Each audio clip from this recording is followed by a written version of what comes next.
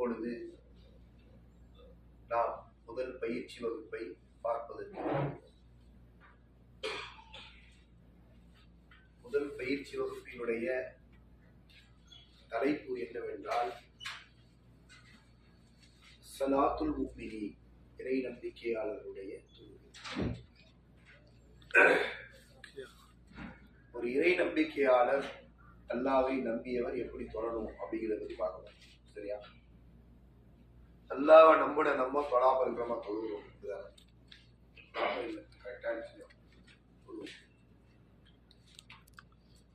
இந்த பாடத்துல தொழக்கூடிய நமக்கு எல்லாரும் தொழணும், தொழுகையினுடைய சிறப்பு, தொழுகையை விட்டா என்ன தண்டனை, தொழுகையை தொழுகிறதுனால என்ன லாபங்கள் என்பதை பற்றி பார்ப்பதற்கு புரியுதா? நம்ம பார்க்கக்கூடிய இந்த பாடத்தை தொழுகையை பத்தி, தொழுகையினுடைய சிறப்பை பத்தி, தொழுகையை விட்டா அல்ல நரகத்துல போட்டுருவான், தொழுகையை விட்டா அல்ல எப்படி தண்டிப்பான் என்பதெல்லாம் கிடையாது. அல்லது எப்படி தொழுகிறது, என்ன முறைப்படி தொழுவது, எங்கே தக்பீர் கட்டுவது, எங்கே சலாம் வாங்குவது, தொழுகையிலே என்ன ஓதுவது, எத்தனை முறை ஓதுவது என்பதை பற்றியும் கிடையாது. அது பத்தி கிடையாது, நமக்கு தெரியல. அதுதான் தொழுகையுடைய சிறப்பை நம்ம நிறைய செய்யணும், வாசித்துக் கொண்டே இருக்கோம். இந்த பாடத்துல, இந்த பயிற்சி பாடத்துல நம்ம பார்க்கக்கூடிய சப்ஜெக்ட் என்ன அப்படின்னு சொன்னாங்க, நம்முடைய தொழுகை இவ்வளவு நாம நம்ம தொழுகிறோம, இந்த தொழுகையை அல்லாஹ் ஏற்றுக்கொண்டிருக்கிறான். யாருமே தொழாதார்கள் கிடையாது, எல்லாரும் தொழுகையார்கள். எல்லோருமே நாம் தொழக்கூடியவர்கள். தொழக்கூடிய நம்முடைய தொழுகையை அல்லாஹ் ஏற்றுக்கொண்டானா இல்லையா? சில பேர் 10 வருஷம் தொழுகிறீங்க, சில பேர் 20 வருஷமா தொழுகிறோம், சில பேர் 40 ஆண்டுகளாக தொழுது கொண்டிருக்கிறீர்கள். இப்படி எத்தனை ஆண்டுகள் தொழுதாலும் இந்த தொழுகையை அல்லாஹ் ஏற்றுக்கிறானா? இந்த தொழுகையை அல்லாஹ் ஏற்றுக்கொள்ளவில்லை என்றால் அது எப்படி எழுதப்பட்டிருக்கும் அப்படின்னு சொல்லி சொன்னாக்க, சும்மா குனிஞ்சி எந்திரிச்சாரு அப்படின்னு சொல்லிதான் இருக்கும். இத்தனை தடவை வாழ்க்கையில் எழுதிருக்காரு, குனிஞ்சி எந்திரிச்சிருக்காரு, படுத்து உருண்டு இருக்கிறாரு, இந்த பக்கம் எழுதிருக்காரு, தலைய ஆட்டி இருக்கிறாரு, போதி இருக்கிறாரு. ஆனா இவர் தொழுகை என்ன செய்யப்படல, ஏற்றுக்கொள்ளப்படவில்லை. அப்போ இந்த தொழுகை ஏற்றுக்கொள்ளப்பட்டது என்றால் அதை எப்படி கண்டுபிடிக்கும்? ஏற்றுக்கொள்ளப்பட்ட ஒரு தொழுகையாக அந்த தொழுகை மாற வேண்டும் என்றால் நம்ம என்ன செய்யணும்? அதை நம்ம செஞ்சோமா? குர்ஆன்ல அல்லாஹ் சொல்றான், ரப்பனா, எங்கள் இறைவனே, தக்கப்பல் மின்னா, எங்களை ஏற்றுக்கொள்வாயா. அல்லாஹ் என்ன சொல்றான்? இறைவா, எங்களை நீ ஏற்றுக்கோ அப்படின்னு சொல்லி துவா செய்கிறாங்க. அந்த துவாவை அல்லாஹ் தஆலா நமக்கு கற்றுக் கொடுக்கின்றான். என்னுடைய நோன்பை ஏற்றுக்கோ, என்னுடைய உம்ராவை ஏற்றுக்கொள், என்னுடைய தொழுகையை ஏற்றுக்கொள் என்று நாம தொழுகையை ஏற்றுக்கொள்றதுக்காக அல்லாஹ் துவா செய்றோம். அந்த தொழுகை ஏற்றுக்கொள்ளப்படாவிட்டால் நம்மளுடைய நிலைமை என்ன அப்படிங்கிறது யோசிக்கணும். ஆளை பூரா தொழுகிறோம், அல்லாஹ் தஆலா என்ன செய்யறான்?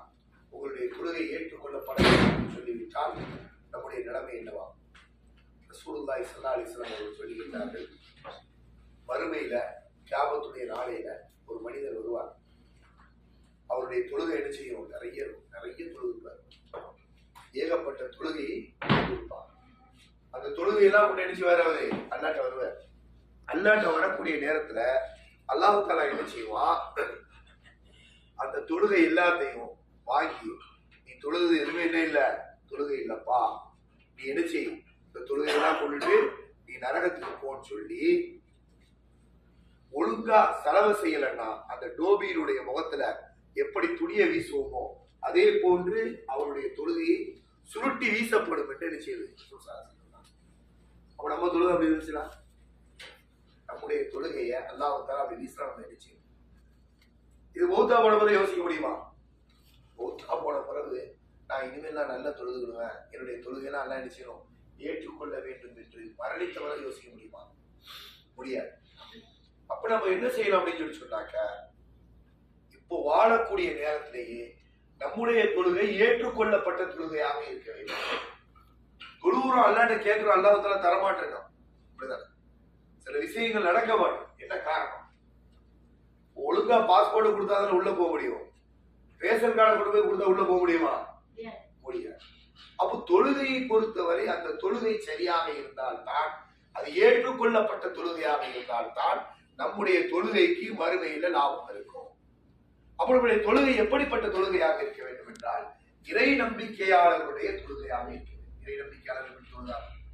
நபிமார்கள், சஹாபாக்கள், வலிமார்கள், தாபியீன்கள், நல்லடியார்கள் எப்படி தொழுதார்கள்?